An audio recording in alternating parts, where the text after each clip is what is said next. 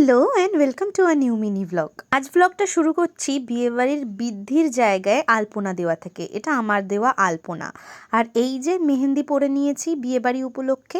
কার বিয়ে এবার সেটা বলি, আমার এক মাসির বিয়ে, তো সেই উপলক্ষেই এই বৃদ্ধির আলপনা দেওয়া ওদের বাড়িতে গিয়ে, আর বাড়িতে বসে রাত 3টে অবধি মেহেন্দি পরা। আমার এই পাগলামিগুলো কিন্তু ভীষণ পরিমাণ আছে।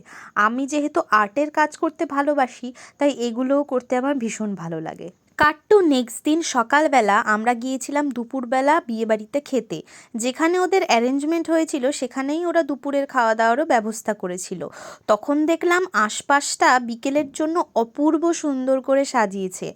মানে এত ছোট জায়গাকে এত ইউটিলাইজ করেছে এবং এত সুন্দর করে সাজিয়েছে, না দেখলে বিশ্বাসই করা যায় না। এই জায়গাটা আমার পার্সোনাল ফেভারিট। ওপরে গিয়ে দেখলাম আত্মীয় স্বজনরা, পাড়া প্রতিবেশী সবাই মোটামুটি খেতে বসে গেছিল, তাই আমরাও আর দেরি না করে খেতে বসে পড়লাম। লাঞ্চে খুব সিম্পল মেনু ছিল, ভাত, ডাল, আলু চিপস, মাছ এবং চাটনি। এরপর বিকেলবেলা বাবার সাথে চলে গিয়েছিলাম কিছু ফুল আনতে, আমি আর মা মাথায় লাগাবো বলে। গোলাপি এনেছি, তবে লাল নয়, পিঙ্ক কালার এবং অন্য দুটো সুন্দর কালারের গোলাপ এনেছি, যেটা আমি লাগিয়েছিলাম।